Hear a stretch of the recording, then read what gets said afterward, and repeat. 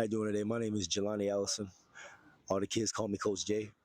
I just want to share a little bit about my story, my testimony, and how far that God has brought me. Growing up, it was rough. I had to grow up at a fast, alarming rate. All I knew growing up was survival. Um, Coming from a single parent household, at an early age, was experienced to, the gangs, the drugs, the domestic violence, the murders. And I really truly thank God that I made it through all that. Father was in and out of prison. Did a 20-year sentence. He's still in. Don't really know him like that, but early ages, seen him do a lot of things. Using drugs, selling drugs, abusing my mother. My mom's a strong woman, but she battled with a lot too as well. Alcoholic. Thank God that she's overcame that, but just at a young age, just trying to survive. I've been to over 10 homeless shelters. She used to sleep outside, abandoned buildings, crack houses, hotels, anything you name it. But just growing up at a fast rate. I didn't have no childhood growing up. I didn't know how it was to really be a child because me and my brother we had to just survive. Growing up in the projects, the hood, or just being in and out of home shelter, just sleeping on the streets. We didn't have time to be kids. We had to be adults, and I think that molded me into the man I am today. Because that's one thing that I try to do with my nonprofit organization called the Jay Allison Youth Foundation, where the kids know me as Ghetto Seed Still Grow. I just try to, be that mentor that I wanted, but I never had growing up. And one thing that we provide is, mentorship and just trying to expose these kids to better opportunities and try to expose them and let them know there's more to it than just their neighborhood. Is more to out here than a 5 mile radius. And I really want to expose them to new opportunities, just like I was exposed to, throughout the Navy or even throughout high school. Growing up, man, I stayed out of trouble, but a lot of my pain came from at my house. Really going at it with my mom, just not understanding the circumstances that we were in, and understanding that she did the best she could, with what she had. And because she grew up rough, my father grew up rough. They both from the projects. And as I gotten older, I had to realize, number one, forgiveness, and understand that my parents did the best they could with what they had. They didn't have their parents, so it gave me a better outlook on life. But I always told God, I said, God, if you allow me to make it out my circumstances, the hood, the projects, I will always give back. And that's what I did when I came out here in 2016, Jacksonville, Florida. And I came out here through the U.S. Navy. I served for about 5.5 years. But I told the Lord, I said, Lord, whatever you send me, I'm going to continue to get back. Because I was already mentoring kids back in North Carolina. So when I came down here, God told me where to go. And I've been rock and roll ever since, man. And it's just been a blessing to just pour into these young brothers and show them that, hey, there's more to life. And also teach them that aspect of Jesus Christ, because Jesus Christ saved my life. You know what I'm saying? And I thank God each and every day for allowing me to see another day and just being a blessing to my community. So that's just a little bit about me, man. And just more in store to come in, more turkey jobs, more back to school jobs, more toy jobs, more community cleanups, man. And God is just working, man. But one thing I try to tell these young brothers is, hey, when you come from the bottom, only way up is the top. The only way is to go is the top. When you come from the bottom, you can't go no lower. You know what I mean? All you gotta do is look up. And I'm always, continue to pour back into my community, pour back to the kids in the hood, the projects. Like I have a slogan, hey, travel the world, but touch the hood first. You know what I mean? Because the hood is what made me the man I am today. And I'm just truly blessed, man, and just to welcome you guys into my life, but also hear the stories of these young brothers, because a lot of them are raised just like myself. Single parent household, maybe a lot of them no parents. Some of them been shot, some of them been stabbed at a young age. And all they know is just survival mode. And a lot of people don't realize when you battling with, trauma, generational curses passed down from generation to generation. If you grow up in an environment where that's all you see, what else you think you're gonna do? That's all they know. And I thank God that He put people in my life to show me something different. And that's all I'm here to do is to spread God's words, spread God's love, but show these young brothers it's a different way. I feel like He took me out, but He threw me back in because He said, hey, I need you to bring some back. I need you to bring some more back. And that's all we doing, man. We just spreading the love, man. And, one kid at a time, man, Ghetto Seed Still Growing. We're going to continue to do what it do. So God is good all the time. Yeah, those are the canine dogs. Those are the dogs that the police. You got a bit like canine? Mm-hmm. All right, let's see. Those canine bites. Yeah. My name is James. I'm 20 years old.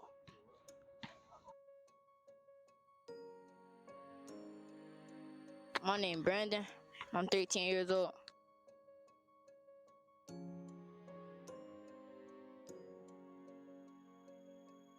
My name is Travis, 15 years old.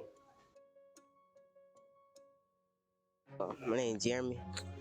I'm 14. I actually turned 15 this Friday.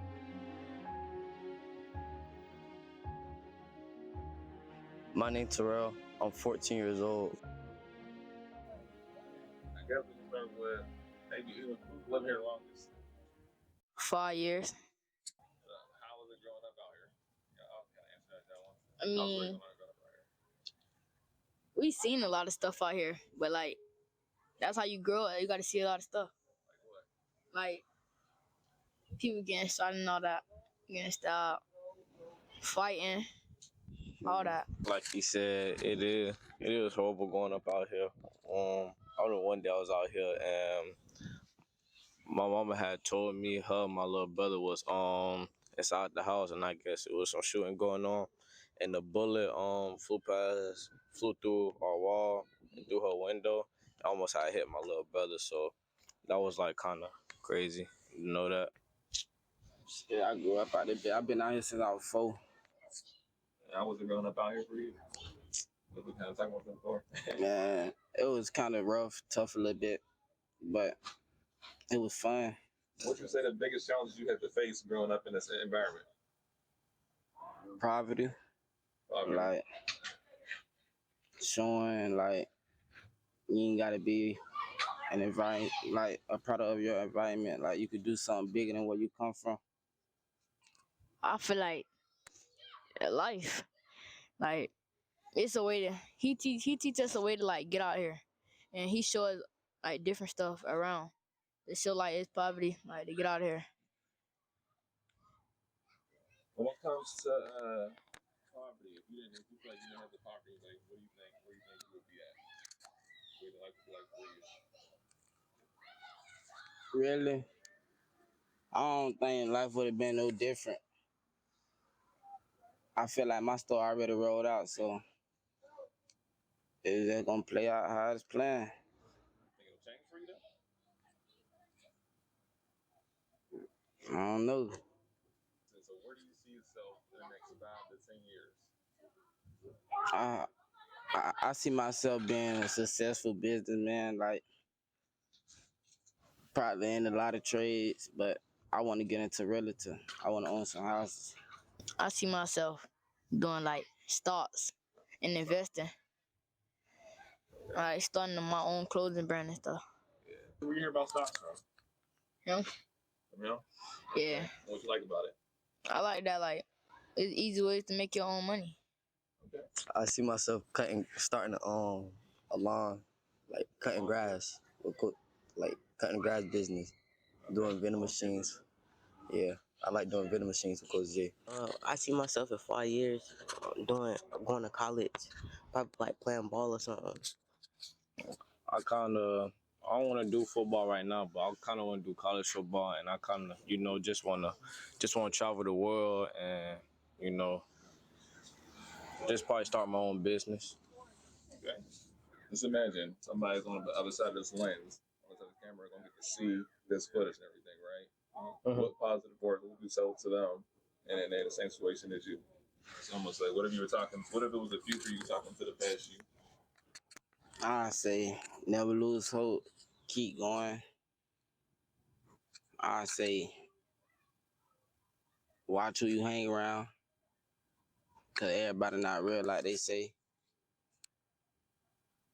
I say pray, believe in God. That's about it. Shit, better days gonna come. As long as you keep that faith. I say,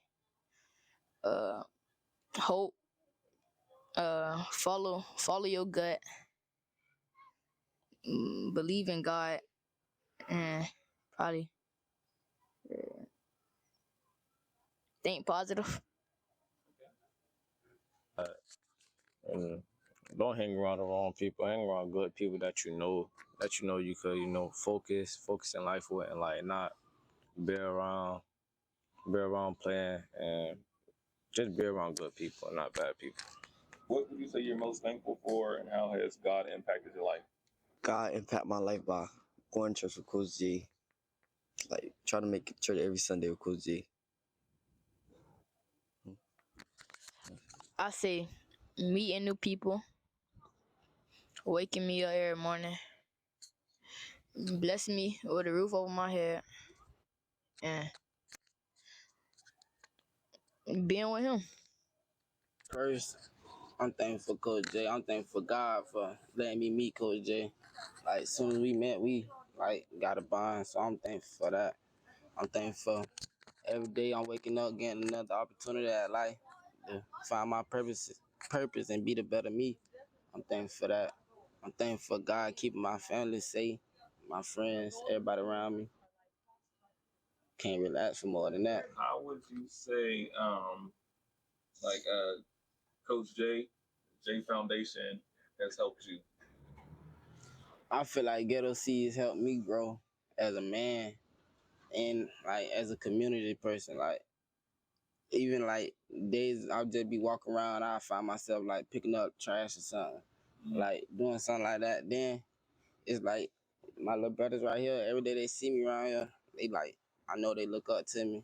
That just make me feel good. Every day somebody's speaking to me like Coach J, like Ghetto Seed Grow made me open as a person. Like I was really like nonchalant. I ain't really like talking to people. Like that made me a people person. Like it helped my communication skills better a little bit, stuff like that. Going to church with Coach J, I mean, waking up, he'll probably come to my house, wake us up, tell us to get ready for church, and then, we really get up, go to church, chill with him. Like Coach J, he'll really like, if we haven't ate, he'll probably take us somewhere to eat or probably go get some snacks. Something like Coach J, I know, like, he'll be there for you if you really need him. And I can't forget about the giving back. Like that's that's my favorite part. Like doing the give backs and the Ghetto Seed. That's the best thing. Usually, like on like a Sunday or something, he'll take us to the Jaguars game. He'll like take us to the game. But what we really need from him, we need a van. I ain't gonna lie, we need a van. Too much of Yeah, he be. That U-Haul, Yeah. boy. Bringing that U-Haul. Every time. But yeah. You coming, I swear. Every time, boy. Yeah, I ain't gonna lie, we be packed enough. But like, feel like he take us to church every Sunday. If not, something happening, he'll take us go do something fun. He'll reward us for like our grades and stuff. Doing good in school. Yeah, he'll like take us to fun spots. More to life. Yeah. Yeah, and what he said, giving back, turkey jars, giving back to the homeless and all that. All right, this section I grew up in right here.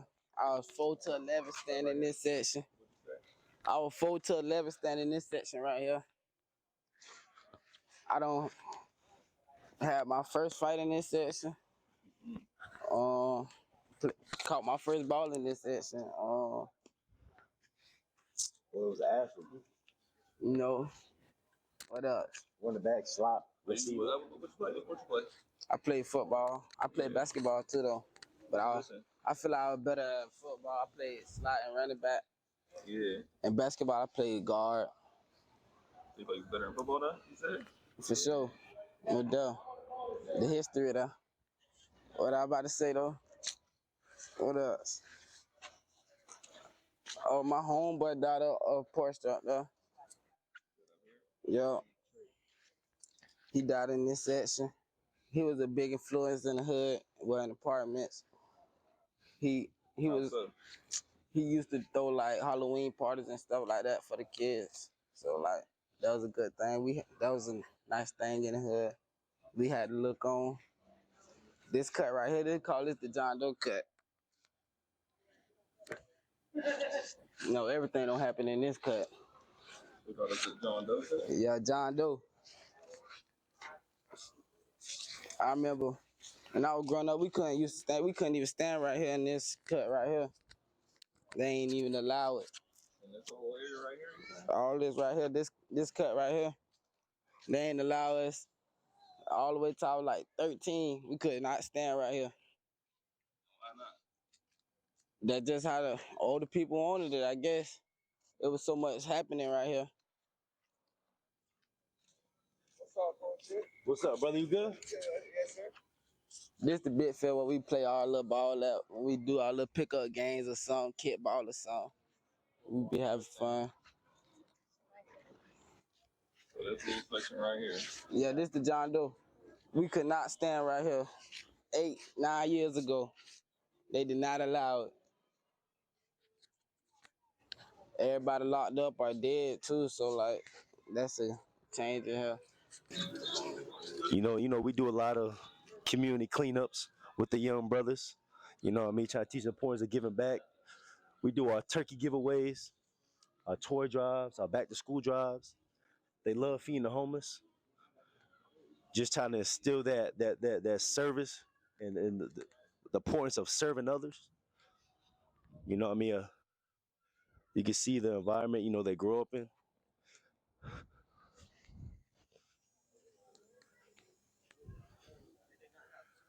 You see the gates.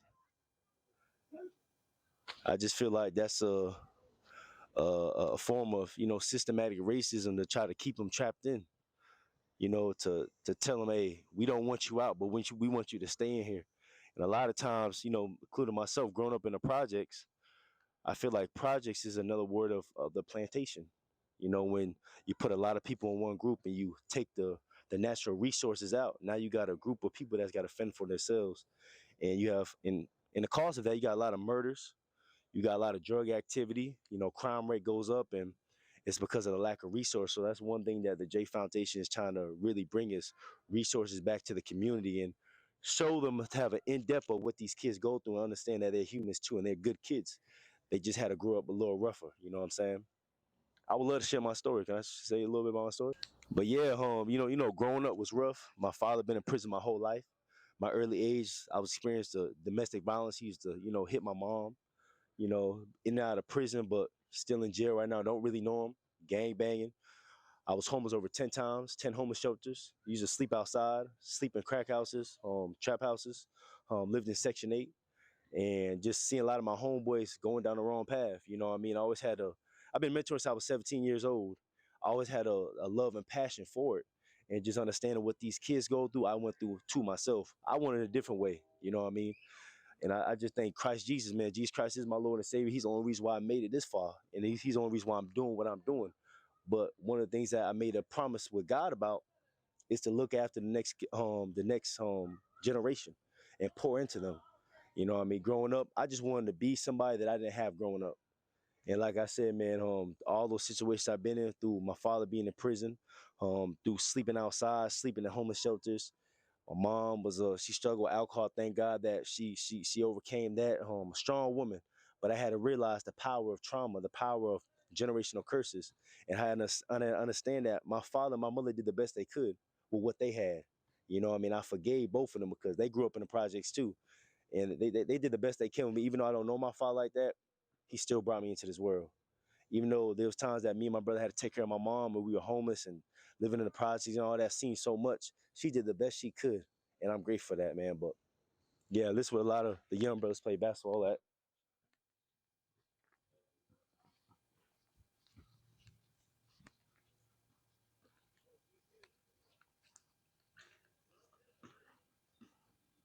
And one of the main also things I want is a community center.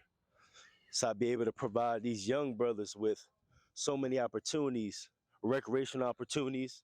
Also want events, I'll be able to bring them to different events, Jaguars games, feeding the homeless, taking them out to eat, bringing them to church.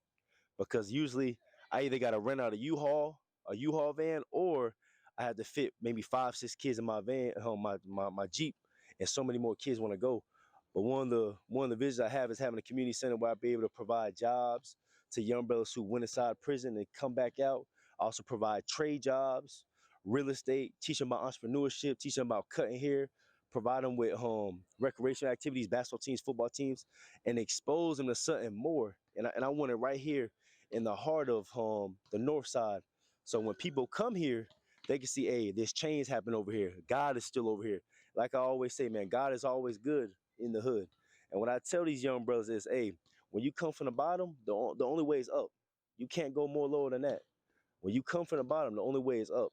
So that's just some of the things that I really want. And also teaching these young brothers and sisters about farming, teaching them about owning your own stuff, owning your own land, owning your own fruits and vegetables, and bringing that back to the community and feeding the community.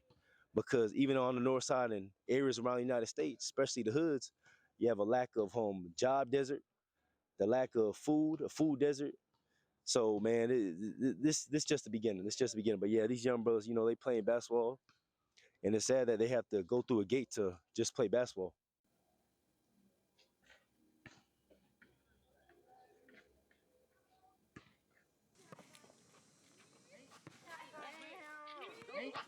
Damn! Dude, what you did?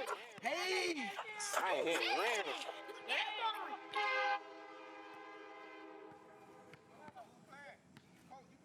Who playing? Coach, you playing? Oh, that's on the game. I got that. I think y'all been making the game, big bro. I ain't doing all that.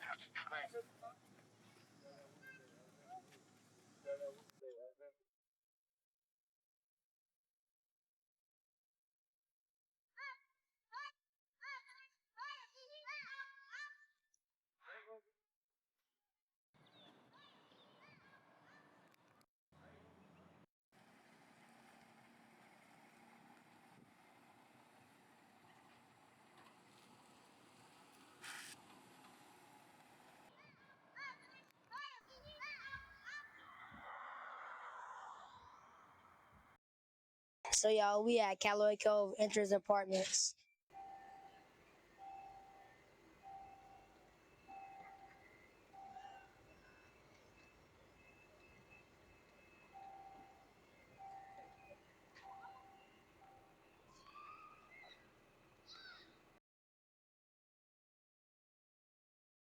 Being racist or nothing, but like how white people have them little sections where it's quiet and stuff.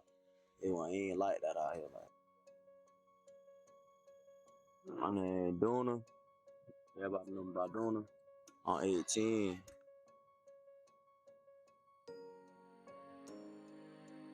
Truth, and I'm 17. My name is Duran, and I'm 18 years old. My name is Jacoby. I'm 12 years old. I want to play football, basketball. I want to own me a football team. I want Coach Jay to own him a football team, so he can come out here and pick up everybody, play football, so he can get them out the hood, get them out bad stuff, so he can lead them to good stuff. My name is Bubba, age 15. Alright, my name is Carmelo. Well, they call me man out here. I cut hair.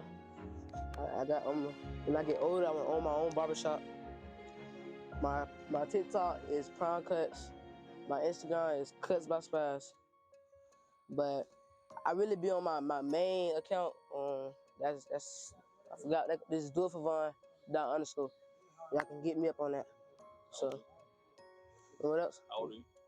I'm 14. Trying to get my business when I hit like 18. How was it growing up out here?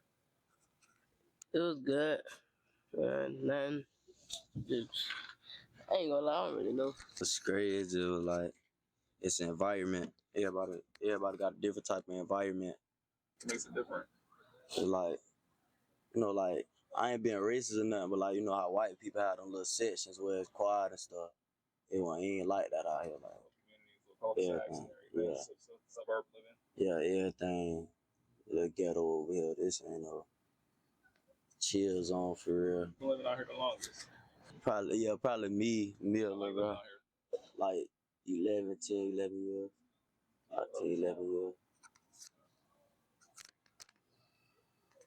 What is the biggest challenge you had to face growing up out here? I'm gonna say, like, how like they be shooting Like no straight bullets hit nobody children's or nothing.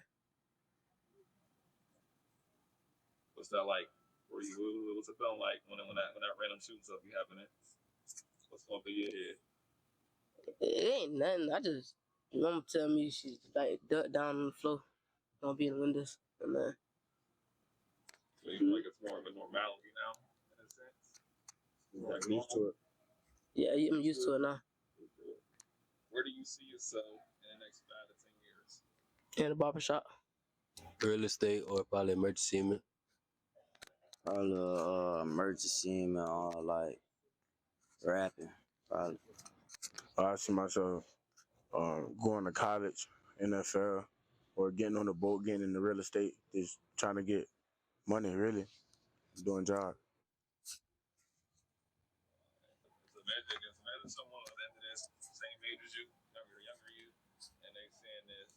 What positive words did you get to them? Stay motivated, don't give up on yourself. Keep God. God should be the first option you go to every time. But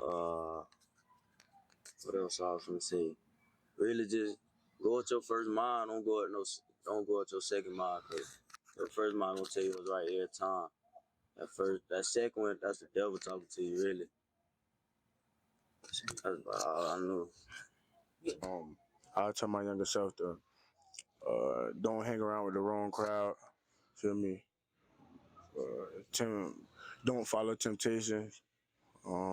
Focus on yourself. Do your schoolwork and stay locked in and do what you got to do. What would you say you're most thankful for, and how has God impacted your life? Thankful for God and my mama. God and my mama impact my life like throughout like every day. Cause like I said, like you got two different personalities going through your head. So it's like God and like this bad side. I don't know if the devil, but it's a little bad side. So like, I'm thankful to my mama and God, and thankful for God to see another day. Thankful for my mama, Coach Jay, God. I'm thankful for God putting me in this position where I got good people in my life. I'm thankful for my mama, Coach Jay, and allowing for me to see a lot more of the world. You feel me? Thank you for my mom. I'm thankful for you Coach too. Jay. I just ain't know that's where you. I'm thanking for anything. Thank you for doing it, man, Bubble, Wisdom, Truth. How you feel that? How would you say how you feel Coach Jay has impacted your life?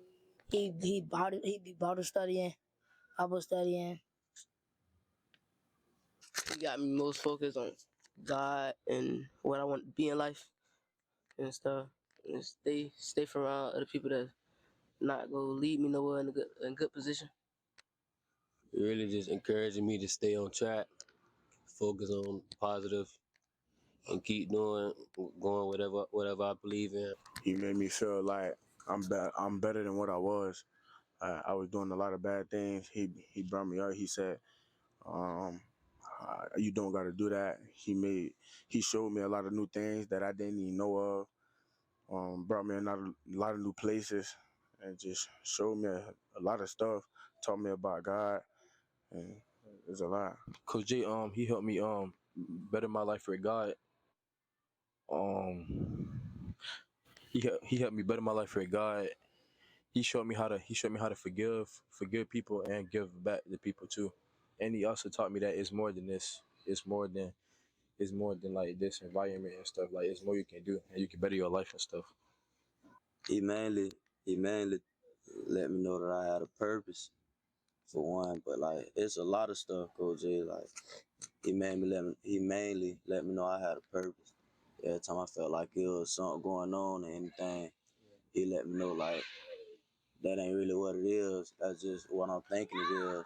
Or like let me know like that's just God. That's like God's playing the song. Like, he let me know like.